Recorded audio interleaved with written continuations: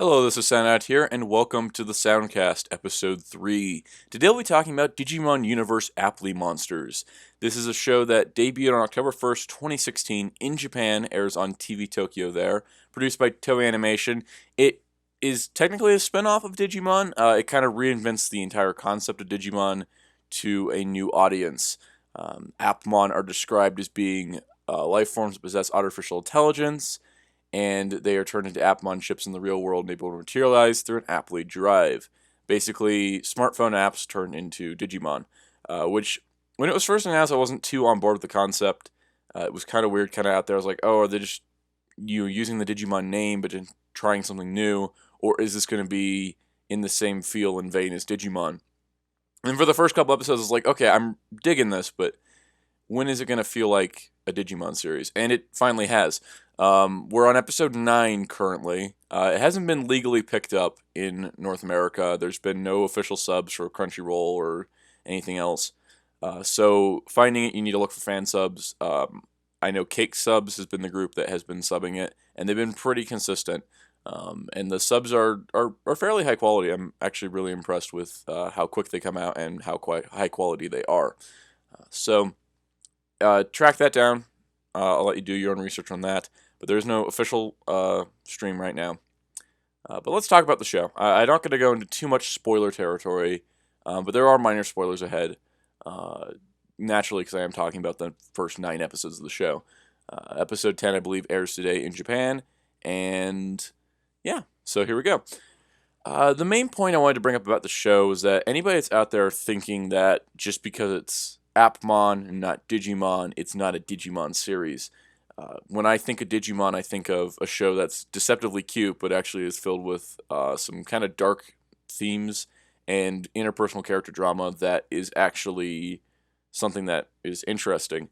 A lot of shows, when they create drama, have characters lying to each other, hiding secrets, and that's where the drama lies. But Digimon has always been more realistic. Kids having trouble with their parents telling them to do one thing and then wanting to do another, or their parents having secretly adopted their child and not telling them. That kind of drama. And also just team conflict of personality type A clashing with personality type B, etc., etc. That's kind of like the overall theme of Digimon, I feel, is the characters and how they interact with their Digimon, not so much about the action. So I was a little bit worried, based on Toei's current track record, that they were just going to be strictly action-based. But it's not. It's a mix of comedy, drama, and action, which I think is wonderful. Toy line-wise, it reminds me a whole lot of Yokai Watch with the Appamon chips and the drive, and all the little things you can add to the drive, and all the little chips you can collect. But it doesn't feel like the show is pushing you to buy toys as much as Yokai Watch sometimes does. It is definitely more, here is the show as it is, and there happens to be toys based on it, which is wonderful because the second Digimon gets overthrown by marketing is the second I think it loses part of itself. It's always been really consistent as we're making our show, and we're not worried about the toy sales. So let's talk about the actual series, now that we've gone over all that. Let's talk about, I'm going to just break this down by character. I could go episode by episode, that'd be kind of a little straightforward. Let's talk about characters. Shinkai Haru is the main human character of the series, Mr. Green-haired Goggle Boy. Reminds me a lot of a Yu-Gi-Oh character design-wise, but he's really interesting because he's the type of person that's shy, puts himself away, doesn't put himself on a high pedestal. He thinks he's not a main character, is what he says in the first episode. And he really is, because he's kind of the central focus of everything, and that him taking a dive into accepting an Apply drive and entering a world of Applimonsters is really fascinating to me.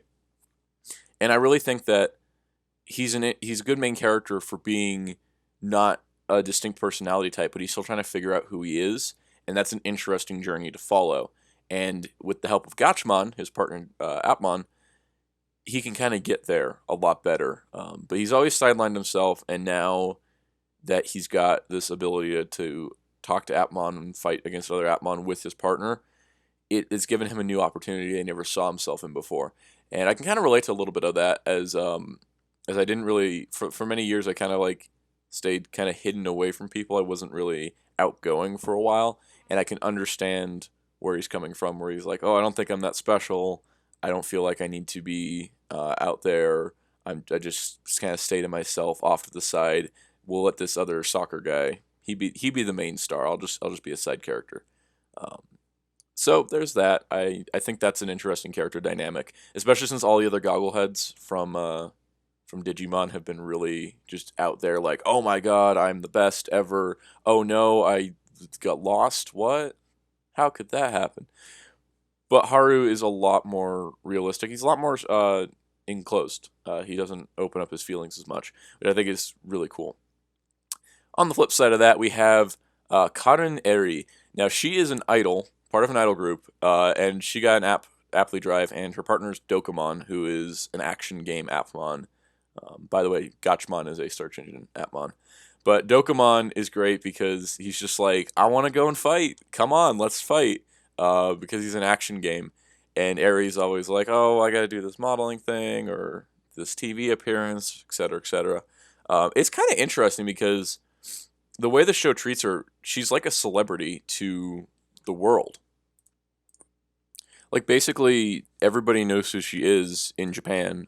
She's part of an idol group that's really popular, it seems. So it's really cool to see a character like that become a Digimon tamer of sorts, because they're already well known. So they have fame and recognition, and they have TV appearances and such. So they're not as available as like Haru, who doesn't really have anything going on in his life.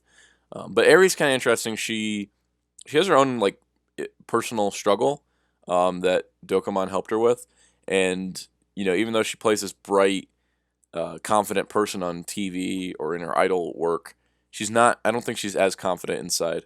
They haven't really delved too deep in her character yet, but she is an interesting character. I think she's going to provide some interesting conflict in the future.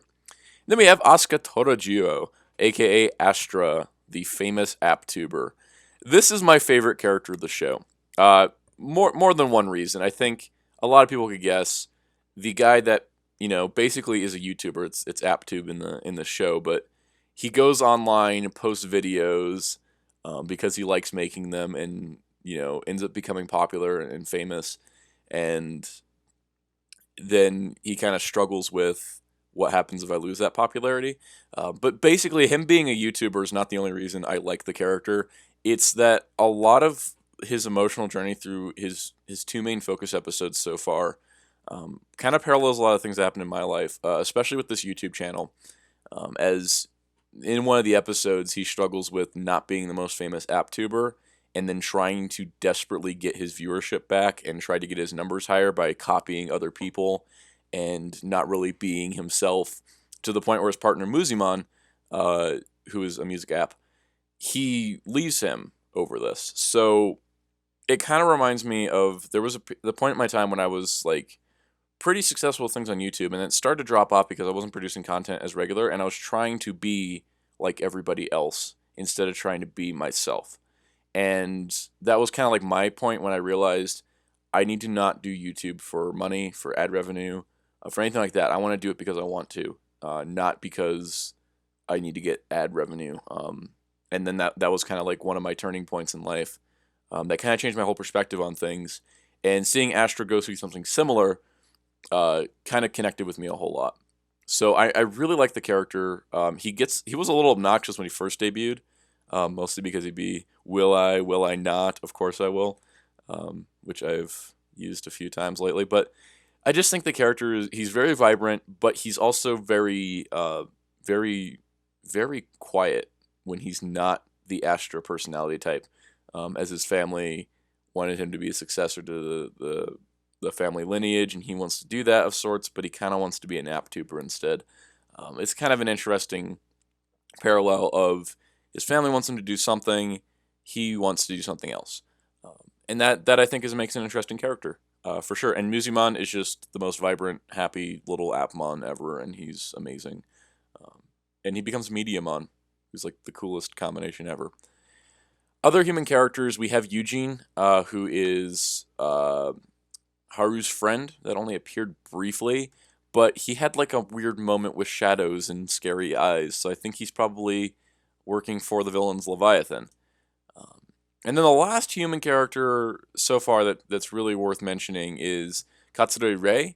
who is partnered to Hackmon. We don't really know much about him. We've seen him a couple times now, but he hasn't really had any character, so I'm not really going to talk about him right now. As for other Appmon, the Leviathan have Cameramon, who I thought was super cool, and Shopmon, who he fused with to become Scopemon, which was super cool. And the thing is that in order for an app fusion to happen, a human has to be involved. So I'm going to just kind of guess that scary-looking evil dude probably is working with scary-looking evil Digimon. And there's also a trio of villains that are working for the AI Leviathan, who's supposed to be able to take over the world, something like that. Kind of interesting. We haven't seen anything of Leviathan himself, just his agents. And basically the plot of the show right now is they need to collect the seven code Appmon. There's 7 of them, and then that will have the power to defeat Leviathan.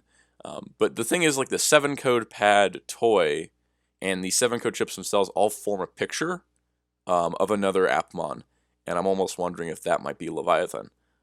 But we'll see. We'll see how that goes.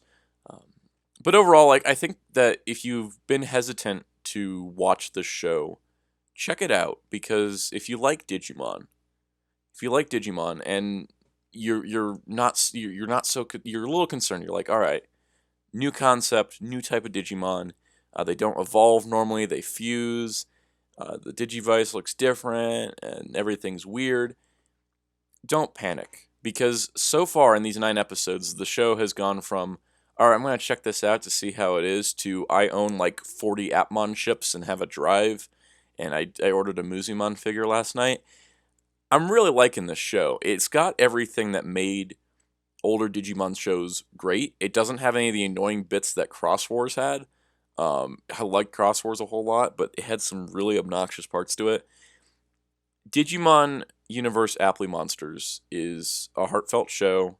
It's down to earth. It's realistic with its character interaction, and it's just really fun to watch. And I hope that more people will check it out, because I really want it to, be seen. It's a good Digimon series. So that is all for this episode of the Soundcast. Digimon Universe Applimonsters, like I said, Cake Subs is the fan subgroup that's subbing it, and nobody else is. Go take a look. Use your internet tracking skills. Probably on a lot of anime streaming sites, but not on Crunchyroll yet, so that's kind of a shame. Hope it gets there someday. And I think next week we will go back to talking about Power Rangers, because I think stuff is coming up that I really want to discuss. But we'll see how that goes. So stay tuned for next Friday's episode of the Soundcast. Let me know in the comments below what you think of Digimon Universe Applimonsters. Also tell me, do you like me talking about TV shows and movies, or do you like me talking about toys on this podcast? I'm really curious to see your feedback, so please leave a comment in the section below, and I will make sure to reply to everybody. I really like hearing your feedback. I didn't get a whole lot of feedback on episode 2, but episode 1's feedback was really positive, and I want to know, movies and TV shows or toys, which do you like better for me to discuss? And that is all. Until next time, this is Soundout saying goodbye.